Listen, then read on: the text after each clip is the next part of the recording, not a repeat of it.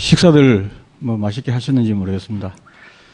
만나뵙게 돼서 반갑고요. 저는 소속이 방금 소개했는데 관세평가분류원의 품목 1과장으로 있습니다. 계신 아시는 분들도 많겠지만 관세평가분류원이라는 조직이 좀 생소하신 분이 많으실 것 같습니다. 옛날에 관세청에 있을 때 이제 감정과하고 평가과가 감정이 이제 품목분류입니다. 그 품목 로 있었는데 이제 직속 기관을 만들어 가지고 품목분류과를 만들고 평가과를 만들고 해서 이제 관세평가분류원을 만들었습니다. 지금 여러분도 아시다시피 과세의 4대 요건이 뭡니까? 과세 물건, 과세 가격, 그다음 세율, 그리고 여러분들 화주님들 계시지만은 납세 의무자. 그래서 결국은 우리가 지금 관세평가분류원에서 이제 제가 소속이 그냥 잠깐만 말씀드리면은 과세 가격을 평가하고 또 이 품목분류가 세율이거든요. 어느 쪽으로 품목분류를 하느냐에 따라 가지고 그 세율이 달라지기 때문에 사실 우리 평가분류원이 굉장히 중요한 일을 많이 하고 있습니다. 그렇게 평가분류원에 대해서 그래 좀 아시고, 저는 평가과장을 그쪽에서 한 2년 하다가 이제 품목과장으로 온 지 한 1년 됐습니다.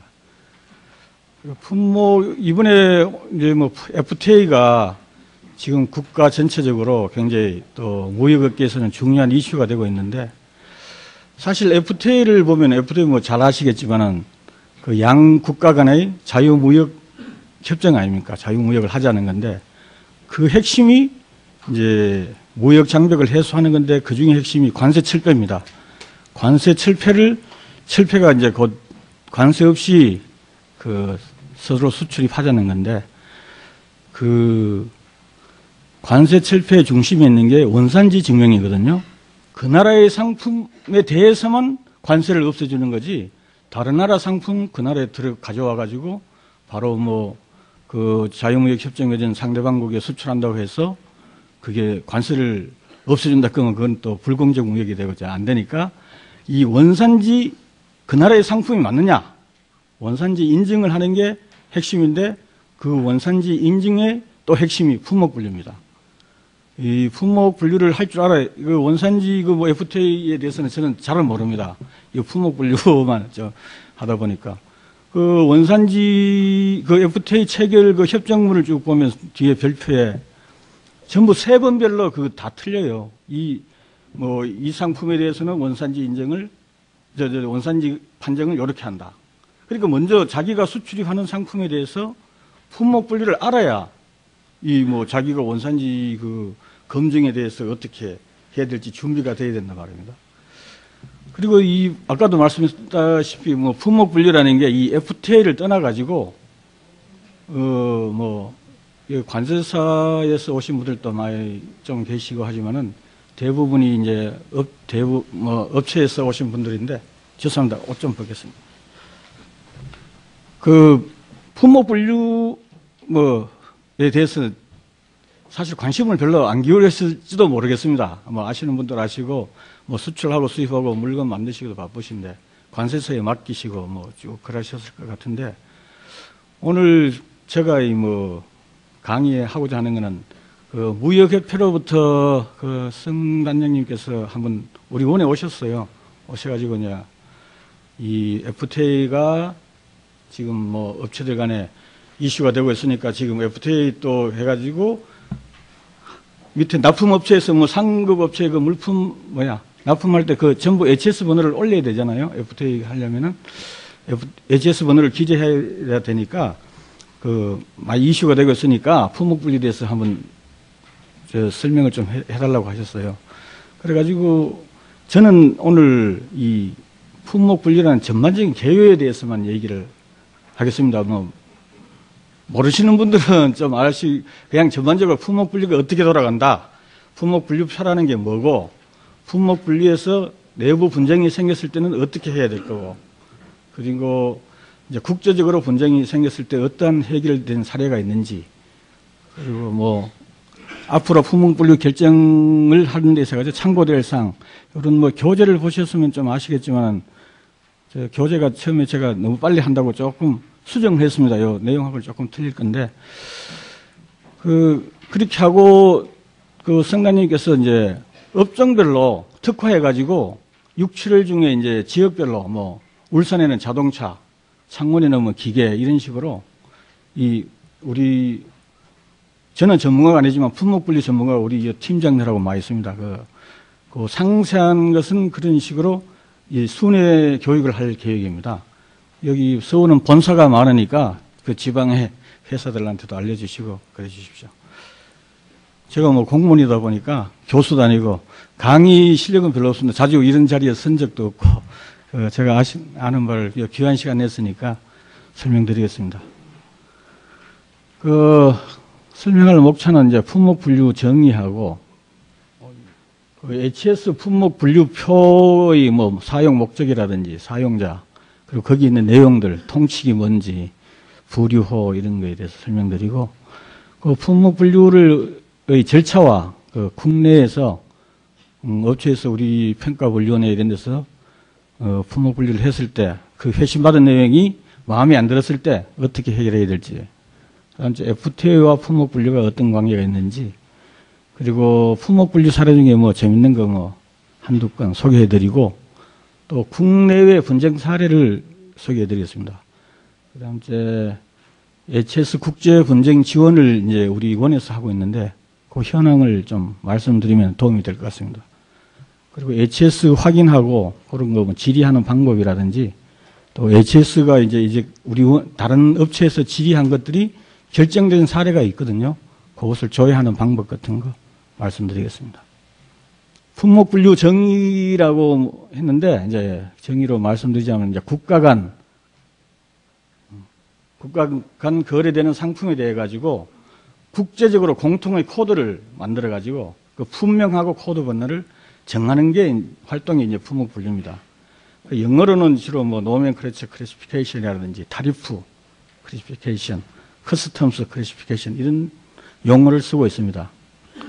우리나라는 이제 이 품목 분류를 품목 분류를 관세율과 연계시켜 놨고 또 수입 제한 요건, 이제 간이정의 환급률 이런 건 전부 품목 분류하고 연계시켜 놨기 때문에 품목 번호를 알아야 그 품목 분류가 적정하게 이루어져야 이 관세율이라든지 간이적인 환급률이 적정하게 받아진다고 볼 수 있겠습니다.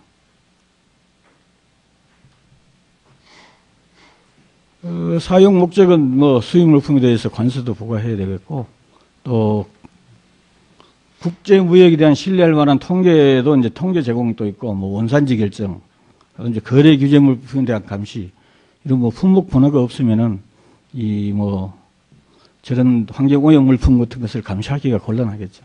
이제 전체적으로 보면 무역 장벽 제거 및 국제 무역의 촉진도 할 수 있다. 그 사용자들은 이제 정부, 국제기관, 수출입업자, 제조업자, 무역대리인, 운송업자, 항공당국, 뭐 통계학자들도 다 쓰고 있다고 보겠습니다.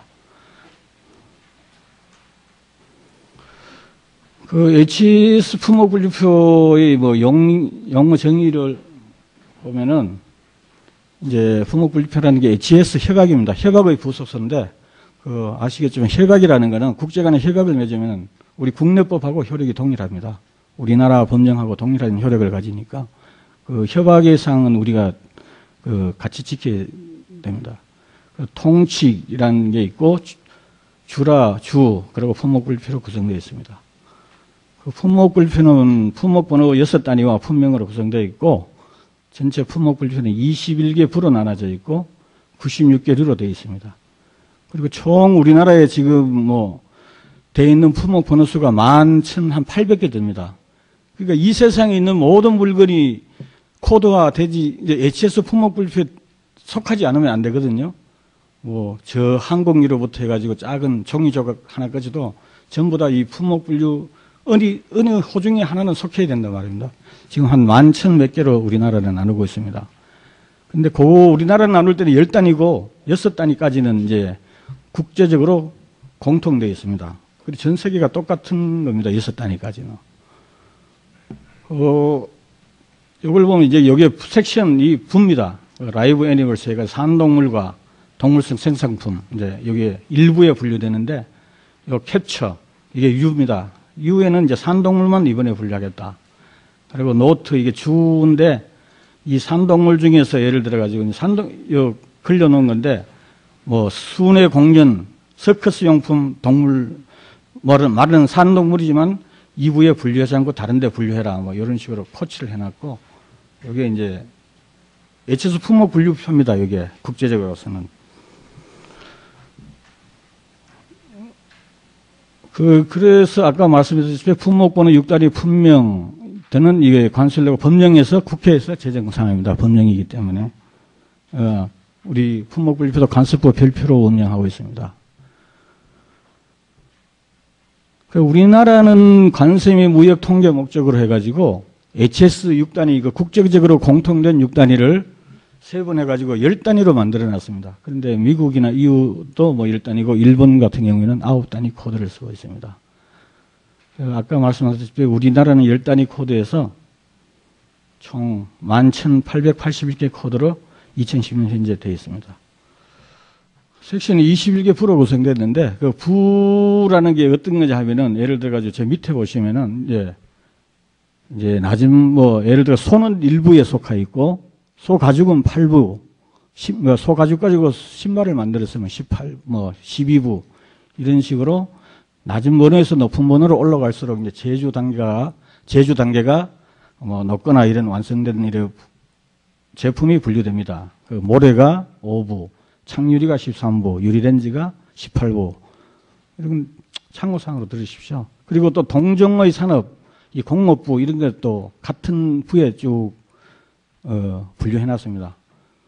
품목 분류표 혹시 보셨는지 모르지만 뭐 책이 한 이 정도로 두껍습니다. 거기 일일이 찾아보시기가 힘드신데 대체로 그런 식으로 이루어졌다는 걸 아시기 바랍니다.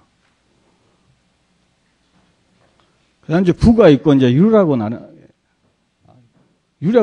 21개 부를 개개의 류로 이제 세분해가지고 이거는 또 1에서 97류까지 있습니다.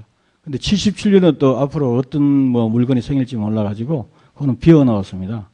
비워놓고. 그 이제 류 밑에는 또 호라고 있어가지고 예를 들어가지고 첫자에 0805라 그러면 첫 번째 두 가지는 상품의 류를 나타냅니다. 8류 뭐 이런 식으로. 그럼 마지막 두 개는 당의 호 내에서 이제 당의 류 내에서 호의 순서에 대한 건데 예를 들어 0805호다 품목 분류가 그러면 강분류의 과실이다. 그런데 신선 또는 건조한 것에 한한다. 뭐 이런 식으로 품목 분류가 되어 있습니다. 호 용어가 이제 법적 뭐 구성력이 있다고 하는데 예를 들어 가지고 자 보면은 일부에서는 산동물 및 동물성 생산품이 분류되고 일류에서는 산동물이 분류되고 이제 0101 호로 가면 이제 말, 당나귀, 뭐 노새 이런 식으로 상품 분류 체계가 이렇습니다. 이제 호 밑에는 또 소호라고 있습니다. 6단위가 있으면 이제 예를 들어 가지고 0101 아까 0101호가 뭐 말, 노새, 당나귀가 분류되면 0101 10은 이제 번식용의 것이다. 뭐 이런 식으로 세분화가 쭉쭉 되어 있습니다.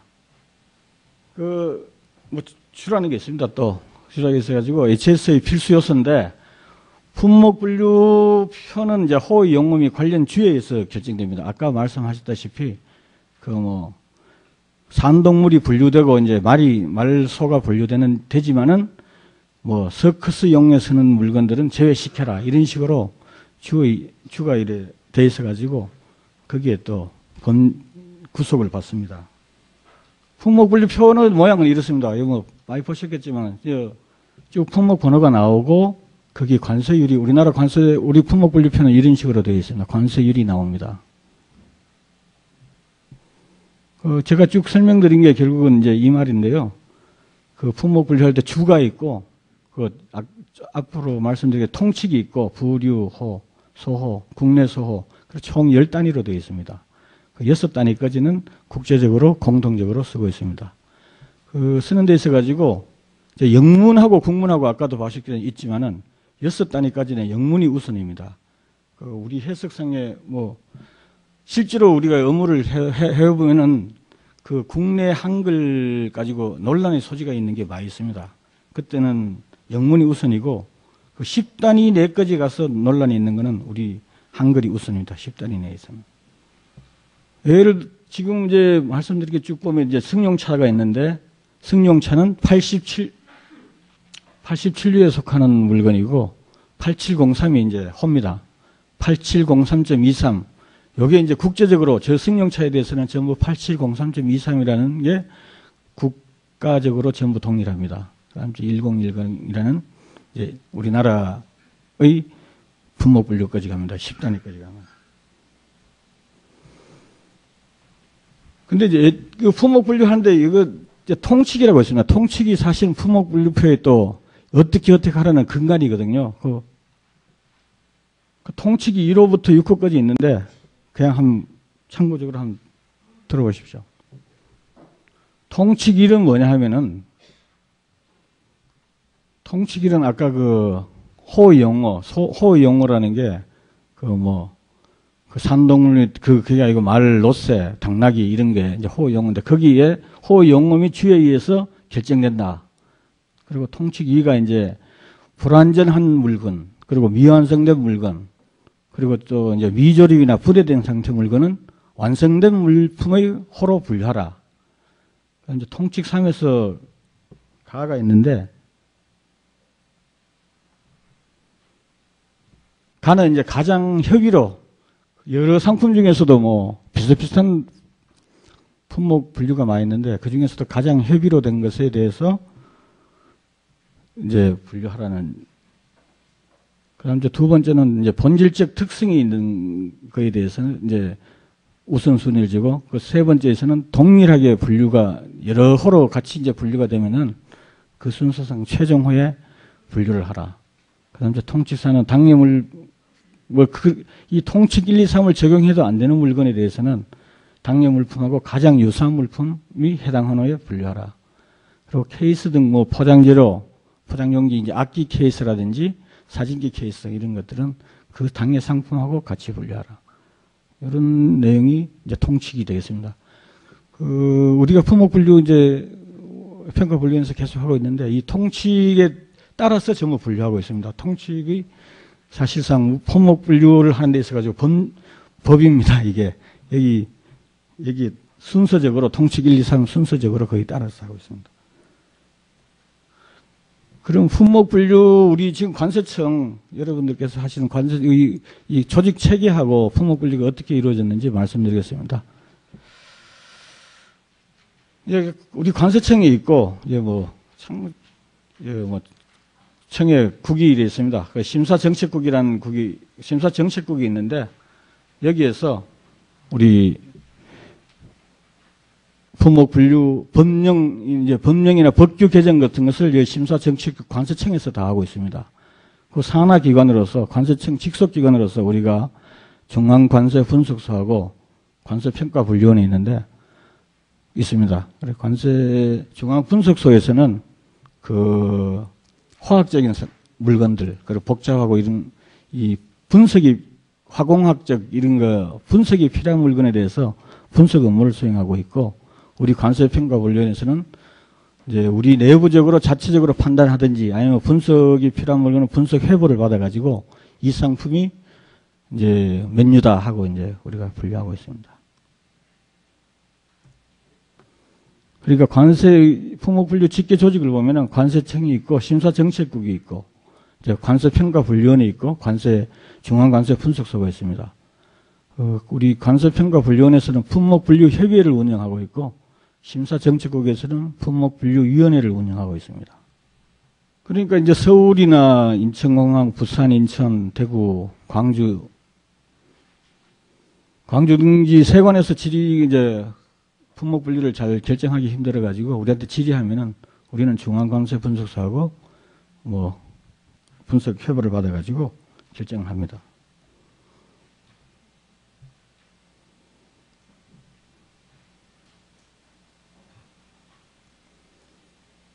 이제 신청인 여러분들께서 이제 우리 수출입 하시는 분들께서 이제 HS 품목 분류에 의문이 계셔가지고 이제 관세사를 통해서라든지 우리 평가분류원에서 이제 답변을 해드리고 그 답변을 하는 과정에 있어가지고 우리 이제 담당자들이나 저 과장이나 이렇게 이제 내부적으로 과에서 검토가 이루어졌을 때 잘 모르면은 이제 품목분리협의회라는 또 우리 자체 내부에 그 기구가 있습니다. 그 민간 그 연구기관의 박사들도 있고 해가지고 거기에서 이제 전문적인 박사들도 모시고 해가지고 그래서 품목분리 결정을 하고 거기에서 또 안 되면은 그 한 달에 한 번씩 우리 협의회를 열거든요. 그 한 열 몇 건씩 계속 평균적으로 보면 열 몇 건씩 되는데 그 협의회에서 결정이 안 되면 우리는 또 관세청에서 질의를 합니다. 관세청에 질의하면은 관세청에서도 약 한 달에 한 번쯤 품목분류위원회를 개최합니다. 그 위원회에서 결정되는 사항에 대해서는 이제 뭐 화주분들께서 수용을 못 하시면은 이제 법원에 제소를 하고 그러시는데 행정소송으로 가는 거죠. 근데 이제 우리 아시지만은 우리 관세평가분류원에서 이제 세관에서 질의온 거나 업체분들께서 사전심사 신청하시는 거에 대해 가지고 우리가 결정문을 내려보내거든요. 뭐 많이 해보신 분들 계시겠지만은 우리가 사전심사 결정을 내려보내는 것이 그 구속적인 내용은 그 구속사항은 아닙니다. 꼭 그대로 하라는 거는 우리는 업체들께서 여쭤보셨기 때문에 우리 평가분류원에서 의견을 내준 거지 꼭 그대로 하는 데는 맞는데 꼭 그대로 하는데 의무사항은 아니에요. 그대로 하지 않았다고 해서 잘못된 건 뭐 잘못된 사항은 아닌데 그 여러분들 아시다시피 뭐 세관에 이제 전부 전산망이 다 구성되어 있어가지고 그 세관에서 이제 그걸 쭉 지켜봅니다. 우리가 결정사항 내려간 거에 대해서 업체들이 다르게 신고를 했다. 그럼 거기서 이제 예를 들어가지고 이제 추징이 들어가겠죠. 추징이 들어가면 이제 우리가 예를 들어가 100% 평가분류원에서 결정을 100% 잘했다고 잘못할 수도 있는 겁니다. 잘못할 수도 있으니까 거기에서 업체들이 우리가 결정사항에 대해서 여기 지금 이의 신청 요거 때문에 제가 그런 과세전 적부심 해놨는데 업체에서 이의 신청하는 절차는 없어요. 우리가 평가분류원에서 결정 내려간 사례에 대해서 거기에서 진짜 이거는 평가분류원에서 잘못돼가지고 이 품목번호는 우리로 수출이나 수입 신고를 못하겠다 하시면은 업체에서 원하시는 품목번호로 수출입 신고하면은 이제 세관에서는 그 추징이나 뭐 이런 절차가 세관에서 사후 심사 단계에서 이제 적발이 되면 그 들어갈 겁니다. 들어가면은 거기에서 이제 과세전 적부심을 해가지고 세관에서 어느 것이 맞느냐 그런 절차를 밟으셔야 되겠습니다. 그러면 그러시든지 아니면 관세청 심사국에 바로 심사 청구를 하시든지 안 그러면 조세 심판원에 심판 청구를 하면은 그러면 이제 조세 심판원이나 관세청 심사국에서 그에 대해서 우리 의견 또 주고받고 이제 의견은 참고적으로 받으시겠죠. 결국 그것을 결정을 하고 그렇게 우리 국내에서 이제 품목분류에 대해서 이의가 있을 때는 저런 절차를 거쳐야 되겠습니다. 여러분들도 아시겠죠. 뭐 한 몇 년 전에 MCP라든지 이런 그것도 이제 법원에서 우리 관세청 품목분류위원회 결정도 뭐 뒤집은 애가 들어 있습니다. 이제 국가 간에는 이제 외국 세관하고 아까 이거 6단위까지가 전 세계적으로 똑같잖아요. 거기에서도 해석상의 차이가 많습니다. 나중에 말씀드리겠지만 그 지금 스마트폰이 통신기기냐, TV냐, 자동차 컴퓨터냐, 이런 식으로 각 나라별로 그 악유가 많아요. 그 오늘 주제가 한EU FTA 세미나인데 특히 EU하고 EU 측하고 우리나라 측하고는 굉장히 이 HS 쪽으로는 품목분류 그 국제 분쟁이 많이 생깁니다. 왜 그러냐 하면은 EU는 주로 수입국 입장에서 어떻게든 관세를 많이 매기려는 입장이고 우리나라하고 중국, 대만, 일본 쪽에서는 어떻게든 저세율적으로 우리는 논리를 개발하고 그 EU 쪽에서는 수입하는 입장이니까 항상 거기는 고관세 쪽으로 품목 분류를 많이 하고 있습니다. 승용 자동차 이게 이게 때문에 참.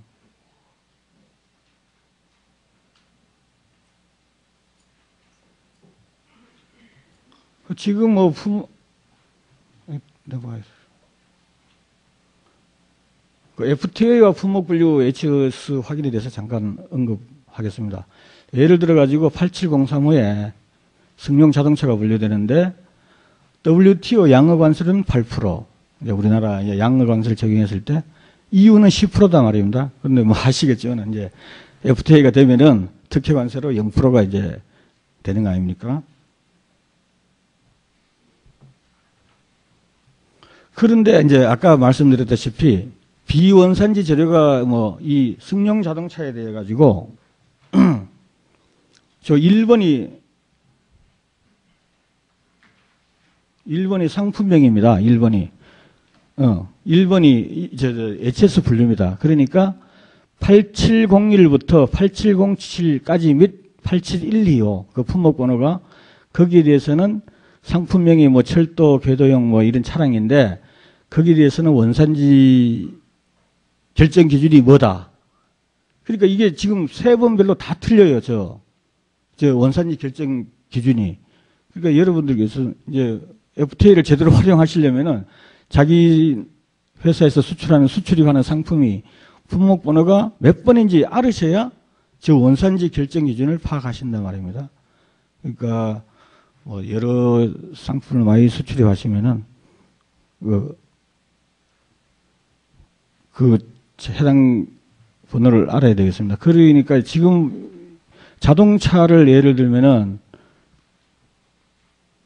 자, 요거는 엔진 이게 뭐야? 트랜스 변속기. 이게 저는 잘 모르겠어요. 이게 발전기 제네레이터고 여기 이제 브레이크, 뭐 샤시, 완충기 이런데 이제 이거는 원산지 제품을 썼고 이거는 비원산지 제품. 이건 원산지, 비원산지.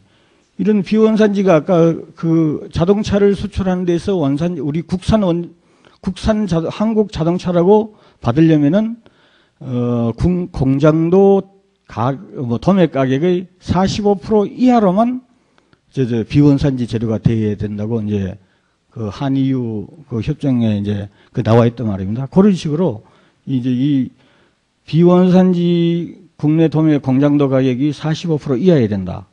근데 이 비원산지냐 원산지냐 이거를 판별하려도 품목 번호를 알아야 됩니다.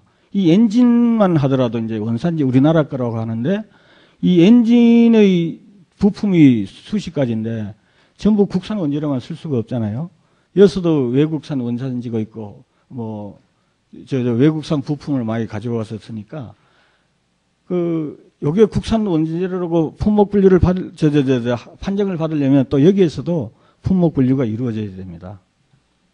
자동차 부품이 지금 뭐 우리가 알고 있기로 한 2만 가지랍니다. 그래가지고 지금 자동차 납품업체에서 품목 분류 때문에 너무 애로사항이 많으시다 해가지고 우리 관세평가 분류원하고 현대자동차하고 같이 좀 도와가지고 한 2만 가지 부품을 다는 못하고 한 몇천 가지라도 그 부품명만 두드리면은 HS 번호가 쭉쭉 나올 수 있도록 지금 그 작업은 수행하고 있습니다. 그게 원래 뭐 말까지 완성될 걸 목표로 삼고 있는데 그게 완성되면 또 관련되시는 분들은 참고하십시오.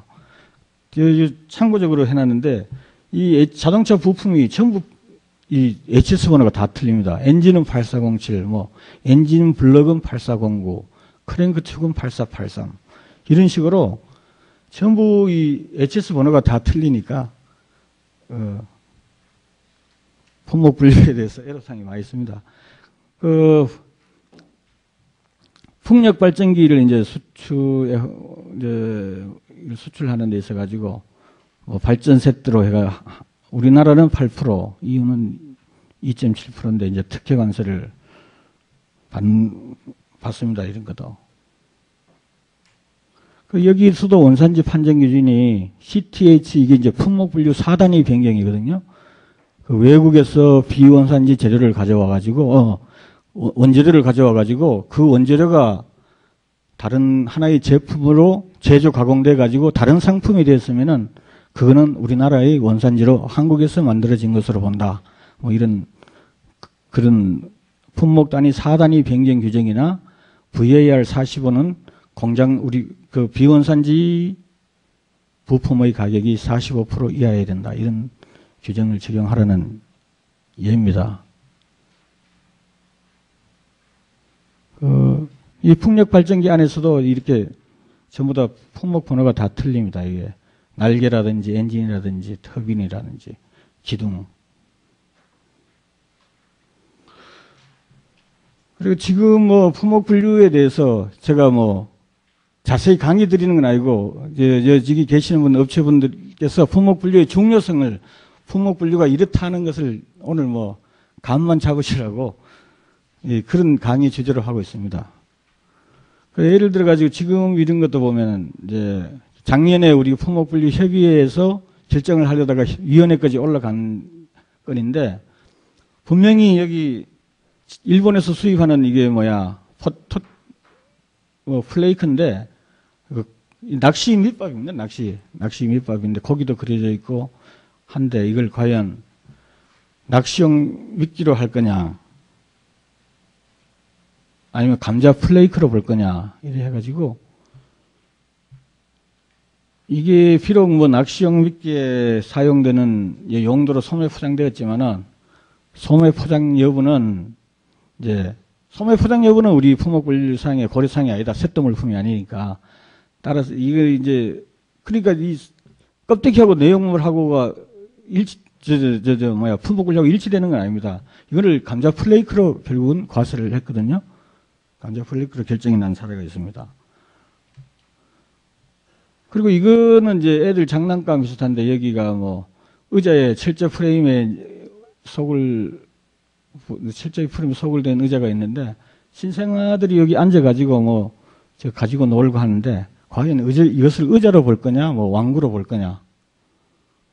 왕구로 보면은 8%고 의자로 보면 0%인데 이런 거는 의자에 주목적이 있다. 그래서 의자로 또 결정을 한 사례가 있습니다. 그리고 이거는 이제 콩인데 콩나물 콩이 이제 예를 들어 세금이 30%인데 콩은 대두로 수입되면은 세금이 할당관세 안 받으면은 487% 내지 킬로그램당 956원이거든요. 이거 이제 이 수입 업체에서 어떻게 수입을 했냐면은 삭을 한 조금만 튀었습니다. 한 2cm인가 뭐 5cm 이렇게 해가지고 이게 과연 콩이냐 콩나물이냐 해가지고 이것도 참 결정하기가 힘들었는데 그 결정을 그렇게 나중에는 그것을 콩으로 결정을 했어요. 콩으로 결정했는데 결국은 이 콩나물이 이제 뭐 콩하고 전부 합쳐 삭이 5cm 이하인 것은 저 콩으로 보자 이렇게 해가지고 콩으로 결정한 사례가 있습니다. 그리고 국내외에서 좀 중요하게 이제 쟁점이 된 사항인데 이제 업체에서 이 원동기하고 발전기를 따로따로 이제 인보이스는 하나의 인보이스로 신고를 했습니다. 기아 박스는 안 들어오고 이제 이 터빈하고 발전기하고 저렇게 이제 결합이 되는 건데 이걸 발전 세트로 가면은 세금이 0%입니다. 근데 이제 전기 터빈, 발전기는 0%고 전기 터빈은 5%고 발전 세트로 가면 8%인데 이제 업체에서는 이것은 완제품이 하나로 완전하게 결합되어 있는 물건이 아니니까 발전기하고 전기 터빈으로 나눠서 신고를 해야 된다. 그런데 세관에서는 또 발전 세트로 이제 봐야 된다. 뭐 비록 주요 기능은 다 들어왔으니까 발전 세트로 봐야 된다 해가지고 이거는 발전 세트로 결정한 사례입니다. 그리고 이건 풍력 타워에 이제 조립할 때 타워 기둥에 연결 부위로 사용하는 관인데 이것도 이제 이건 우리나라 수출을 하는 겁니다. 그래서 환급액이 관의 연결 구리로 가면은 환급액이 180원이고 7308로 가면은 30원입니다. 차이가 많으니까 업체에서 이제 또 했는데 이거는 풍력 타워의 그 관의 연결일구지 사실상 구조물이 부분품이지 이게 관의 연결구는 아니거든요. 그래가지고 품목분류위원회까지 올라가가지고 이 구조물의 부분품으로 결정한 사례입니다. 그리고 요거는 DMB4는 우리나라하고 독일하고 그쪽에 EU하고 붙어가지고 독일에서는 이것을 이제 여러 가지 기능이 많으니까 사진기 기능도 있고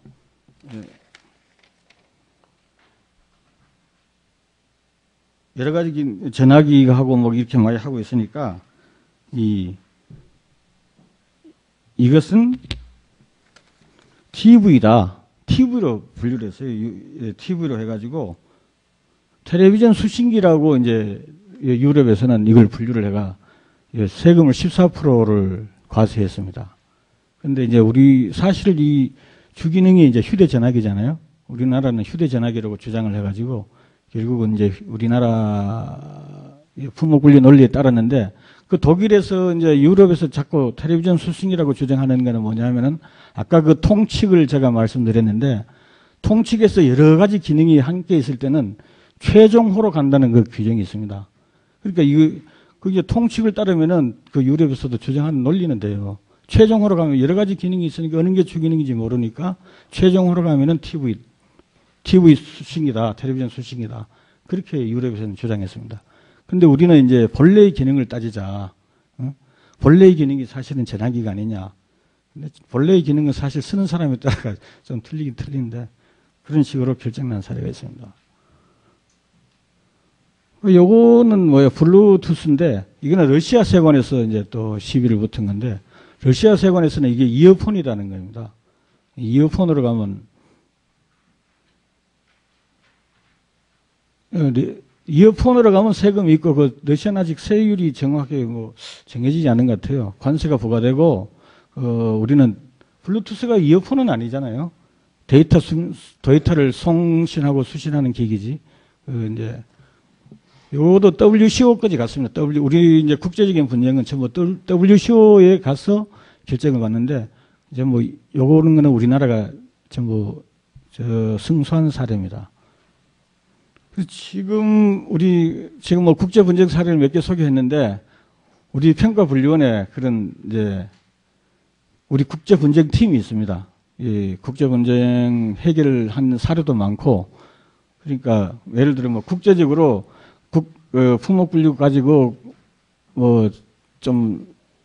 의문이 있다든지 다른 저쪽 세관에 우리가 수출한 저쪽 세관에서 품목 분류하는데 의문이 있었으면 저희들 평가분류원을 찾아오시면 되겠습니다.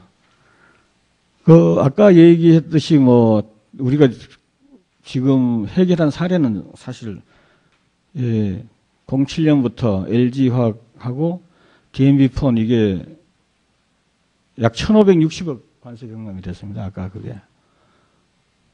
그리고 중국 같은 데서도 이제 이게 광학 필름인지 우리가 광학 필름을 수출하는데 그게 플라스틱 필름이다. 이래가지고 또 업체가 많이 고생했습니다. 그런데 그런 것도 해결한 사례가 있고. 이번에 이거는 4월 8일 날 이제 결정난 건데 LG 디스플레이에서 이제 폴란드에 수출한 건데 폴란드에서는 뭐냐면은 우리 액정 LCD 텔레비전이 완성되기 전에 모듈입니다. 모듈을 폴란드에서는 TV 부품을 해가지고 관세 5%를 부과했는데 우리 이제 그래서 LG에서 우리 평가분류원에 와서 이런 사례가 있다 해가지고 우리는 이 액정 표시 장치 내지 LCD 모듈이라고 LCD 모듈로 이제 우리가 품목 분류 논리를 제공했는데 유럽은 폴란드나 네덜란드 전부 EU니까 폴란드에서는 우리 같이 이제 이 관세 신청을 받아주질 않아 가지고 네덜란드에 이걸 신청했습니다. 네덜란드에 신청하니까 네덜란드에서는 9013호가로 결정을 했어요. 그러니까 폴란드에서 다시 EU 관세 청구에 또 이제 폴란드가 이제 결정 요청을 자기들이 질의를 했는데 EU 관세위원회에서 이거는 9013이나 이거 어디로 가지 우리나라는 LG 입장에서 똑같은 건데 이 LCD 모듈 TV 부품은 아니다. 이거는 아직까지 그 미완성 단계니까 이건 LCD 모듈로 가야 된다고 결정을 했습니다. 그래가지고 뭐 관세 낸 것이 뭐 한 412억이었는데 그거 다 환급받고 120억 뭐 추징을 하려던 걸 취소를 해가지고 한 500몇 억 이상 LG디스에서 절감했습니다. 그 지금 이제 뭐 여기 계신 분들이 궁금하시겠지만 혹시나 품목 분류 HS 번호가 수출하는 상품들이 어떻게 되냐 확인하시려면은 우리원의 사전심사 제도를 확인하면 됩니다. 사전심사를 하셔도 되고, 이거로 사전심사 제도 목적은 수출입 하기 전에 하라는 건데, 지금 뭐 수출입 후에도 궁금하신 사항이 많으실 텐데, 그 제도가 지금 양분되어 있는데, 하반기 되면은 다 이런 걸 전부 확인제도 확인제도는 없애버릴 지금 안이 좀 있습니다. 이 확인제도는 사실은 세관에서 했거든요. 우리는 사전에 질의하는 것만 우리 평가분류원에서 처리했고, 수출한 뒤에 다시 품목분류가 궁금하신 거는 세관에 질의했는데, 올 5월 1일부터 전부 우리 원으로 다 넘어왔습니다. 평가분류원으로. 다 넘어왔는데, 저희들이 쭉 보니까 확인제도나 사전심사제도나 이게 다를 바가 없고 하니까, 하여튼 확인제도는 없애버리고, 수출입 상품에 궁금하신 사항이 있으면은 우리한테 질의하시면 되겠습니다. 근데 이제 뭐 질의했던 거 답이 나간 것을 계속 질의하실 필요는 없고요. 우리가 또 다 사전에 줘도 되고 또 아주 뭐 폼분류가 쉬우시면은 관세사 분들이 많이 아시잖아요. 관세사분한테 여쭤보시고 하면 될 것 같습니다. 확인제도 이용은 제도는 아직 살아 있습니다. 그 제도 하셔도 되고. 또 상담 또는 법규 인터넷을 통해 가지고도 우리 1577, 8577 그 전화하셔도 되고요. 이제 우리 결정 사례, 우리가 이제 품목분류 쭉 결정한 사례를 이제 공유할 수 있도록 그 업체 민원인 분들께서 비공개하라고 요청하신 거는 우리가 공개를 할 수 없습니다. 근데 공개해도 괜찮다고 한 거는 전부 우리 여기 사이트에 공개가 되어 있으니까 참고하시기 바랍니다. 유니패스 여기 품목분류 검색 쪽이 참고. 그리고 미국이나 EU에서도 결정한 사례를 볼 수 있습니다. 우리도 품목분류 사전 심사 결정할 때 외국의 사례가 어떤지 많이 참고하고 있습니다. 그리고 뭐 두서없이 제가 얘기해가지고 지금 시간도 됐고 어느 정도 됐는데 이 귀한 시간에 오셔가지고 저희 말이 한마디라도 도움됐으면 참 좋겠습니다.